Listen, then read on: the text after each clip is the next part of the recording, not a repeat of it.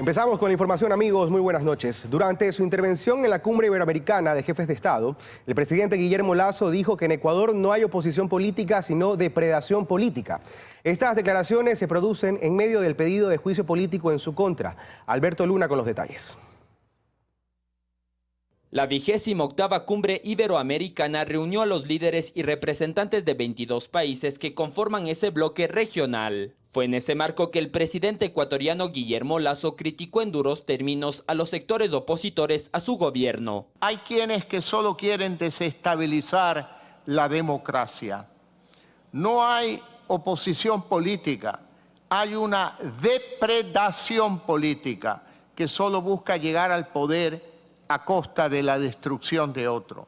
Esas declaraciones se producen en medio del trámite de juicio político iniciado por la Asamblea que pasó a la Corte Constitucional para su revisión. En el Ecuador, la obvia y necesaria oposición política tiene perturbaciones de sectores que realizan ataques sistemáticos a las instituciones democráticas mediante el uso de actos reñidos con la legalidad, como juicios políticos viciados, llenos de anomalías, acompañados de reiterados intentos de desestabilización. Respecto a los desafíos regionales, el presidente Lasso hizo un llamado a la unidad para luchar contra delitos transnacionales como el narcotráfico, el crimen organizado y el tráfico ilícito de migrantes.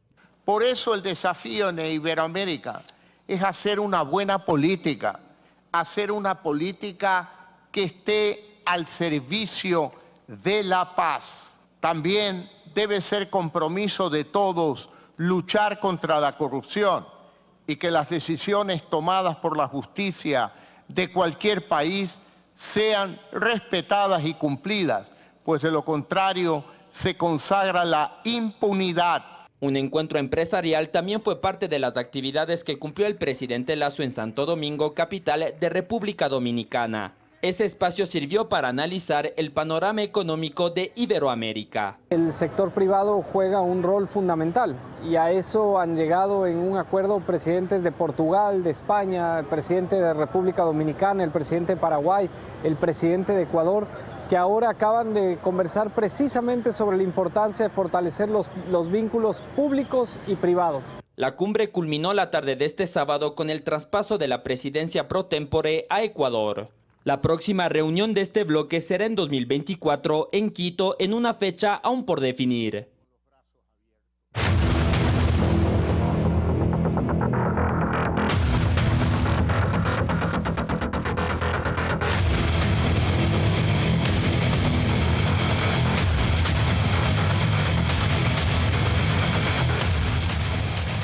Amigos, invierno destructor, 200 familias afectadas y decenas de barrios anegados son parte de los estragos que dejan las fuertes lluvias e inundaciones en el cantón Santa Rosa, en la provincia del Oro, que fue declarado en emergencia. Luis Alfredo Zúñiga informa que familias han sido evacuadas. Los problemas en la provincia del Oro no terminan. Cuando aún no se recuperan de los estragos que dejó el sismo del pasado sábado, la fuerte temporada invernal recrudece el panorama. La tormenta eléctrica que inició la noche del jueves y se extendió hasta la madrugada del viernes, dejó este preocupante escenario en Santa Rosa, provincia del Oro, totalmente inundada. Los niveles que alcanzó el agua no se han visto en años, según indicaron las autoridades. Nos encontramos aquí con la mayoría de familias que han perdido prácticamente todo está dañado. Primeramente, acá tiene que hacerse una evaluación. Este es un tema ya de riesgo a través de COE, hacerse un levantamiento de los daños para que a través del gobierno del Midubi haya un bono de arrendamiento. Las lluvias causaron el desbordamiento del río Santa Rosa y las afectaciones aún se siguen calculando. Al menos 30 barrios están anegados. Hay 200 familias afectadas, también 200 viviendas, 20 metros de vía y afectación al servicio de energía eléctrica. Personal militar y de la Secretaría de Riesgos han tenido que evacuar familias hasta en botes y acudir a alojamientos temporales. Fue peor a lo de 1997, el fenómeno del Niño. La presión del agua hizo derrumbar una pared, al nivel del agua pasó la ventana. El COE cantonal de Santa Rosa declaró la emergencia en el cantón orense. Actualmente se entregan kits para dormir y de alimentos a los afectados. Pero el riesgo es constante, ya que desde el INAMI se ha confirmado que las lluvias van a continuar. No, la situación está caótica, en realidad está difícil. Hubieron bastantes pérdidas materiales, se pueden decir, porque el agua fue algo sorpresivo, una lluvia torrencial que fue desde las 8 de la noche hasta las 5 de la mañana aproximadamente, que no paraba. Y sigo sacando agua y más agua. En el cantón Simón Bolívar de la provincia del Guayas, los niveles del agua han disminuido con respecto a días anteriores. Por ello, el COE cantonal decidió no declarar la emergencia. Sin embargo, aún se recorre el cantón para evaluar daños, sobre todo en la zona rural.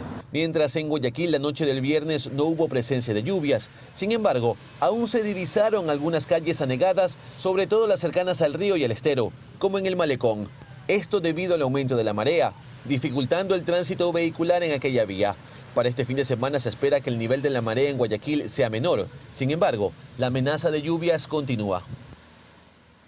Vamos a otro punto para contarles que ante el riesgo que supone cruzar el río Blanco en lanchas tras el colapso del puente la semana pasada, la prefectura de Pichincha analiza dos soluciones provisionales. Alberto Luna nos explica cuáles son esas dos alternativas que beneficiarían a los moradores de Puerto Quito y La Concordia.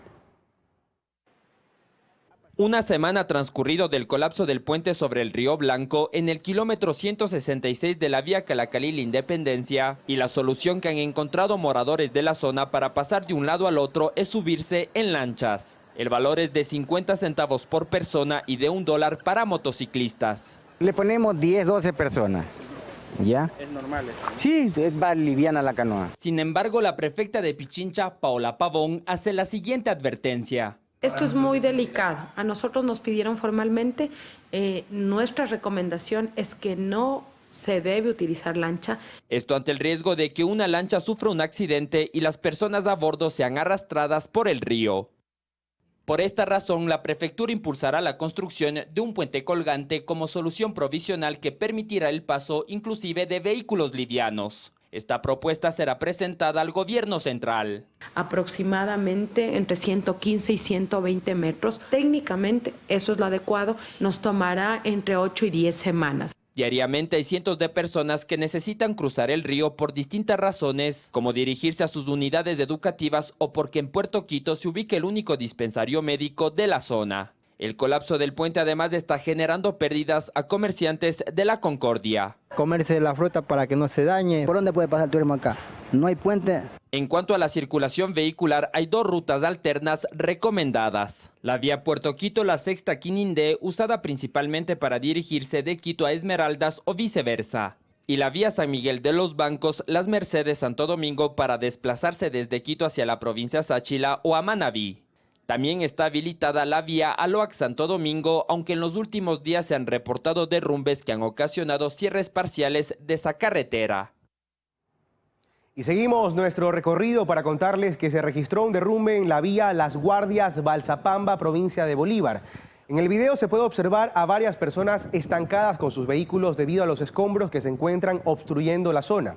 Asimismo, piden a las autoridades pertinentes que los ayuden con el levantamiento de los cascotes que no les permiten continuar por la vía. Impresionantes imágenes. Y la fuerza del invierno en el cantón Pangua sigue trayendo consecuencias a sus habitantes.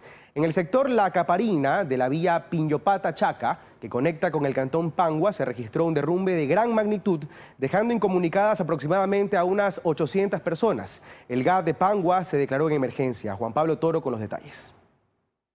Un derrumbe de gran magnitud se registró por la fuerza de las lluvias en el sector La Caparina en la vía Piñopata-Chaca, que conecta con el cantón Pangua, dejando incomunicado aproximadamente a unas 800 personas que utilizaban esta vía alterna como acceso a la cabecera cantonal.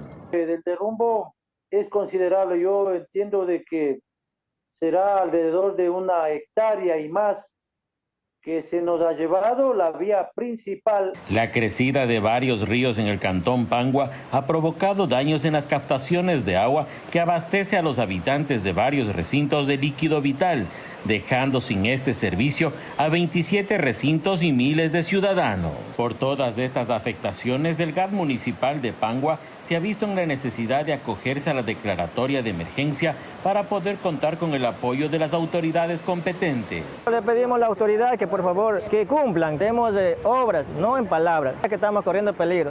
Estamos aquí navegando en el agua. La maquinaria con que dispone el Cantón Pangua no es suficiente para cubrir las necesidades de las 71.000 hectáreas de territorio. Vamos ahora a otro punto. La vía Riobamba-Cuenca se encuentra cerrada por deslizamiento de tierra en el ingreso al cantón Alausí en el sector Casual, así como también por la presencia de grietas y hundimientos. Videos aficionados lograron captar los instantes en que un camión queda embancado por varias horas o cuando un automóvil se accidenta al tratar de atravesar la zona afectada del hundimiento de tierra en Alausí. Ahí se lanza ese carro, vea. Ahí se lanza ese carro, vea. Las vertientes de agua, las aguas de la cuneta de carretera, el arreglo de las vías, eso es fundamental. Los pobladores se cansaron de que sus constantes pedidos no sean saneados y marcharon como protesta. Piden a las autoridades atención inmediata, y es que tras el cierre de la vía hay desabastecimiento de alimentos o materia prima para sus negocios. Y es que día a día crecen sus necesidades, así como aumentan las grietas en la vía. No hay comercio, no hay actividad económica, estamos peor que en el tiempo de la pandemia. De la emergencia dispusieron 2 vías alternas, la García Moreno, Guamote y Pueblo Viejo, Alausí, para habilitar la movilidad de vehículos. El drama no únicamente lo vive la gente del área baja, sino quienes están en la zona donde se identificó los agrietamientos, por lo que se han visto obligados a la evacuación de más familias. Anoche cayeron piedras, salimos a la 1, 2 de la mañana en esta lluvia con nuestros niños en brazos. Son cerca de 90 familias de las comunidades Aipud y Casual, así como 5 barrios que estarían en peligro, porque al haber más movimientos de masas quedarían sepultados. Retomamos las noticias del plano político. Como parte del proceso que busca el enjuiciamiento político del presidente Guillermo Lasso, el secretario jurídico de la presidencia presentó en la Corte Constitucional los argumentos de defensa del jefe de Estado. Son en total 92 hojas que serán revisadas por la jueza ponente Teresa Núquez Martínez. Alberto Luna nos cuenta más en el siguiente reportaje. El secretario jurídico de la presidencia, Juan Pablo Ortiz, acudió la tarde de este sábado a la Corte Constitucional para presentar la ponencia del jefe de Estado, que contiene los argumentos de defensa del presidente Lasso ante la solicitud de juicio político presentada en su contra. Ortiz resumió el contenido de ese documento. Contiene todo lo que son los fallos de la solicitud presentada por los asambleístas, así como todas las violaciones al debido proceso y las diferencias entre lo que es un proceso de juicio político a una autoridad pública y las diferencias con la del presidente de la República. Son en total 92 hojas entregadas a la Corte Constitucional. Por ejemplo, uno de los argumentos expuestos es que el presidente de la República no es responsable por las acciones ilícitas de ministros o delegados. También se tiene que considerar que la conducta en temas penales de los ministros, temas penales, ellos son responsables exclusivamente. ¿Por qué tiene que ser el presidente responsable de los actos que cometen los ministros? Esto es una barbaridad y en realidad termina siendo esto una payasada de la misma Asamblea Nacional. Ese documento será revisado por la jueza constitucional ponente Teresa Núquez Martínez, que fue seleccionada tras el sorteo que se desarrolló la tarde del viernes de forma pública y transmitido en vivo por la Corte Constitucional. Este sorteo ha sido realizado con todas las garantías de transparencia y en este sentido quisiéramos tener toda la cooperación de los sectores políticos y sociales para que esa independencia pueda ser ejercida sin presiones. De acuerdo a lo que establece la ley, la jueza Núquez tiene un plazo de 3 días para presentar el proyecto de dictamen de admisibilidad de esta solicitud de juicio político. Presentará una ponencia para que lo conozcamos los demás miembros de la Corte, pero finalmente será la Corte, los 9 jueces y juezas, quienes decidiremos sobre este caso.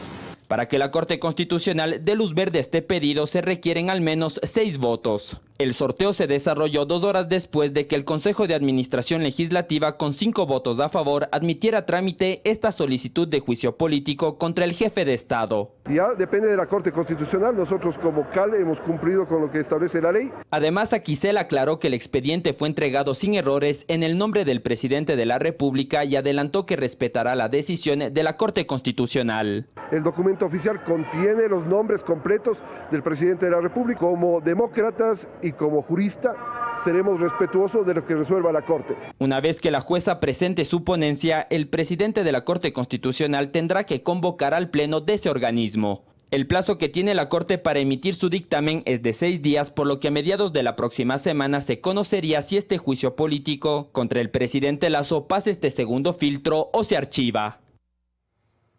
Conozcamos ahora quién es la jueza ponente en este caso. Abogada de los tribunales y juzgados de la República, Teresa Nuque Martínez es parte de la Corte Constitucional desde febrero de 2019. En la siguiente nota, preparada por Joana Ramos, conozcamos un poco más de la jueza Núquez, quien está encargada de revisar el pedido de juicio político al presidente de la República, Guillermo Lasso. Su nombre fue el elegido tras el sorteo. Jueza Teresa Núquez.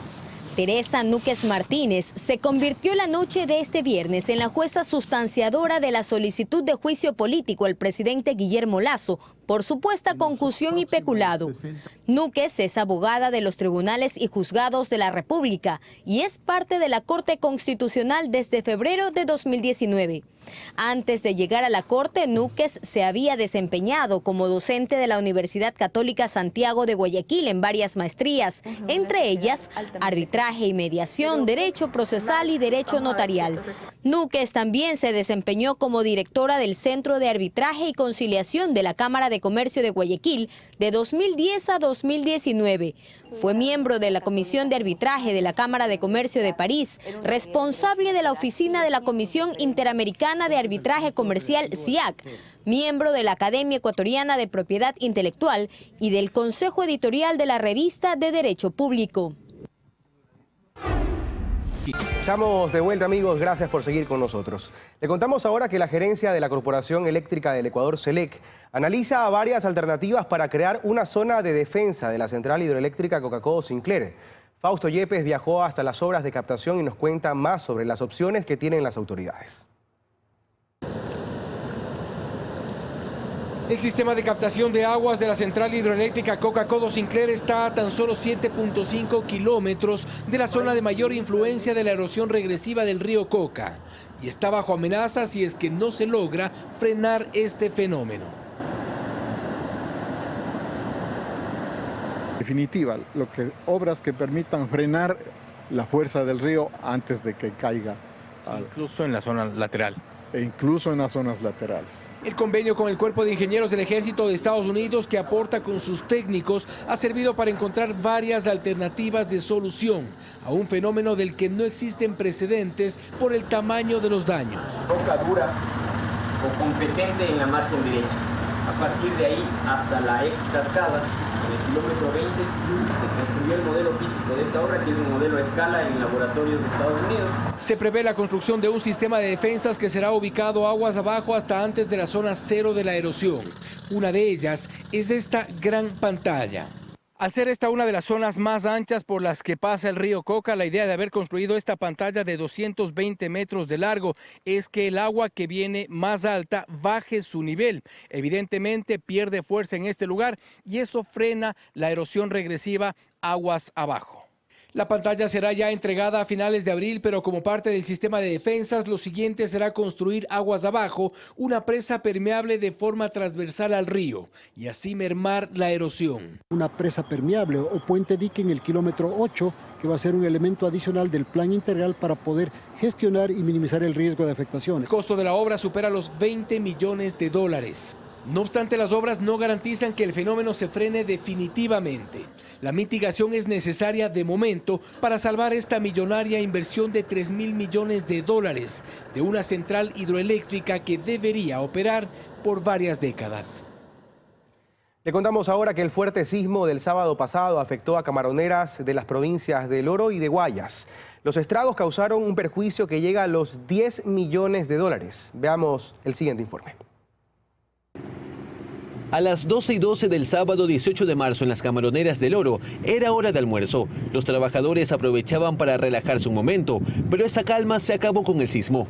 Fueron segundos de angustia e intentaron ponerse a buen recaudo. Afortunadamente no hubo heridos ni fallecidos. Sin embargo, cuando empezaron a recorrer las instalaciones, las afectaciones se hallaron de inmediato. Fue un susto terrible por el remesón que hubo, aunque duró corto tiempo, pero sí afectó bastante. Son alrededor de entre 10.000 y 15.000 hectáreas con afectaciones medianas o menores, bueno, desde ruptura de muros, afectación parcial a ciertas áreas de bombeo, y lo que es lamentable, porque es un impacto social más que económico, el derrumbe de ciertas viviendas que eran utilizadas como campamento para gente que trabaja ahí, o los mismos dueños que son los que operan su propia finca. Dentro de las más preocupantes está en la afectación de muros de las piscinas y también en las estaciones de bombeo, porque esto les obliga a detener su producción. Y dependiendo del nivel del impacto, esa camaronera puede dejar de operar varias semanas o varios meses. Y como es de esperarse, si se paran actividades, hay pérdidas económicas, y en este caso millonarias. Estamos hablando de un impacto de aproximadamente 10 millones de dólares a la producción camaronera de este mes de marzo y abril. En las camaroneras de la provincia del Guayas se continúan evaluando fisuras en infraestructuras en el sector de Chongón, pero la mayor afectación sin duda la tienen las de la provincia del Oro, sobre todo en los sectores de Bravito, Estero Guaylá y Puerto Bolívar. Ya que tenemos piscinas afectadas, tanto con puertas, muros, si no tenemos una actuación inmediata de maquinaria, tenemos que actuar, y si no tenemos que vaciar o tratar de cosecharlas, si el camarón lo amerita la talla, para poder implementar también los arreglos de todas estas piscinas, para poder seguir trabajando. Y por si esto no fuera suficiente, la etapa invernal genera aún más afectación. El mar ha ingresado a las camaroneras y desbordado las piscinas. Las fuertes lluvias también han destrozado los caminos de segundo orden. Sin duda que el impacto se multiplica y le sigue generando un costo adicional a una actividad que tiene que competir internacionalmente con otros países. El camarón es el principal producto no petrolero que se exporta en el país. Desde la Cámara Nacional de Acuacultura aseguran que los daños no comprometen la producción exportable.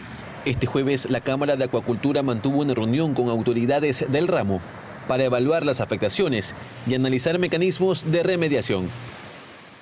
Revisamos otras consecuencias. Tras el sismo del pasado sábado, parte del enlucido del edificio de la Prefectura del Guayas se desplomó. En Guayaquil, 73 inmuebles presentan daños no estructurales y 6 colapsaron. En el municipio se tiene previsto hacer una evaluación generalizada de las edificaciones.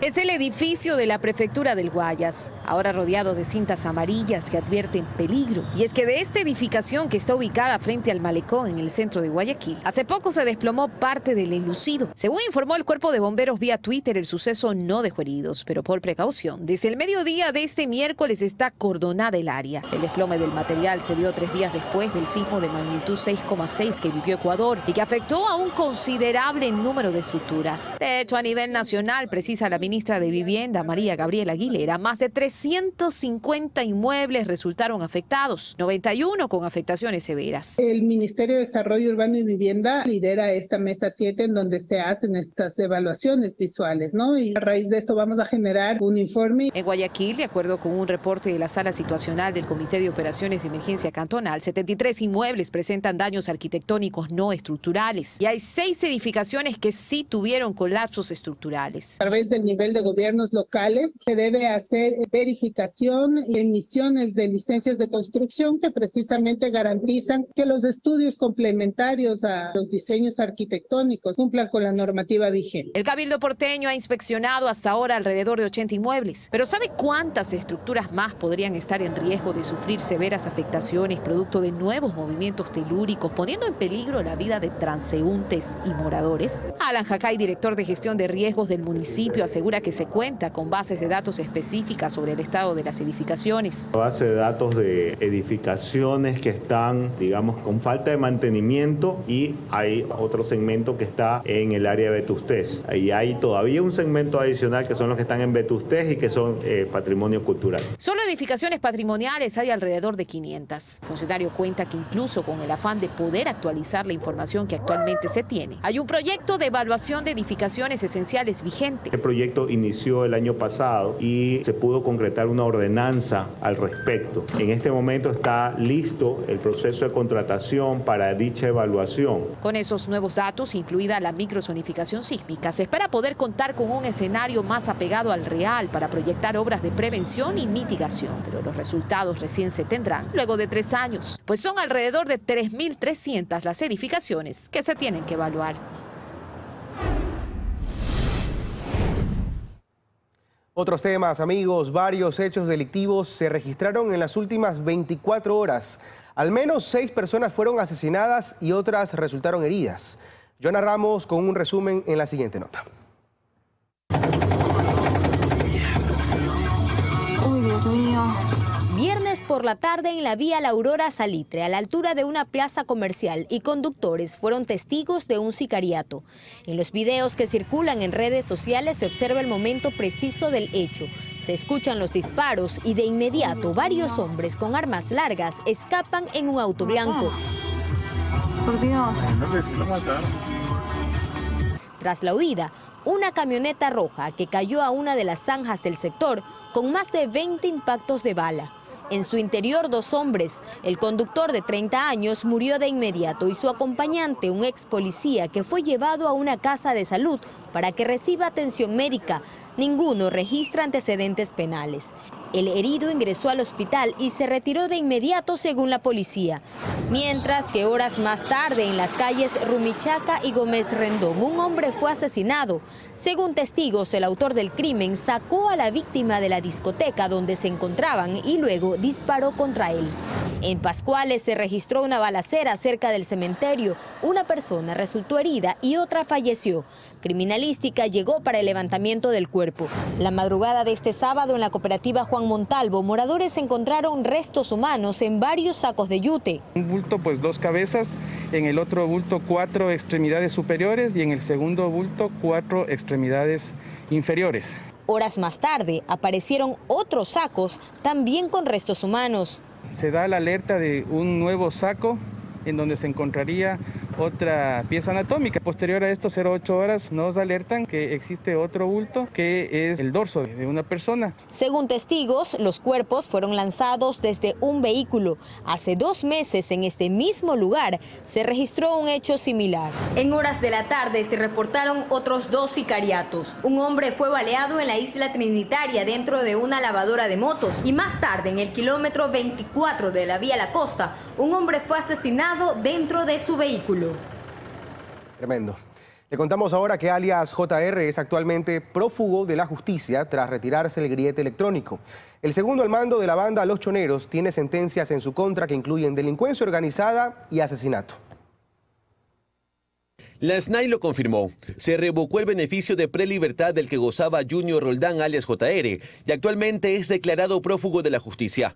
Esto debido a que se retiró el grillete electrónico que portaba tras el ataque en su contra en el Cantón El Triunfo el pasado 16 de marzo. Pero, ¿quién es alias JR? Junior Roldán es el segundo al mando de la banda narcodelictiva Los Choneros. También se le atribuye el fortalecimiento de la banda criminal Los Águilas y ha sido sentenciado por los delitos de asesinato y delincuencia organizada, además del ingreso de artículos prohibidos a la cárcel. Tras el asesinato de alias Rasquiña en 2020, antiguo líder de Los Choneros, Junior Roldán y Adolfo Macías alias Fito se convirtieron en los cabecillas de esta banda.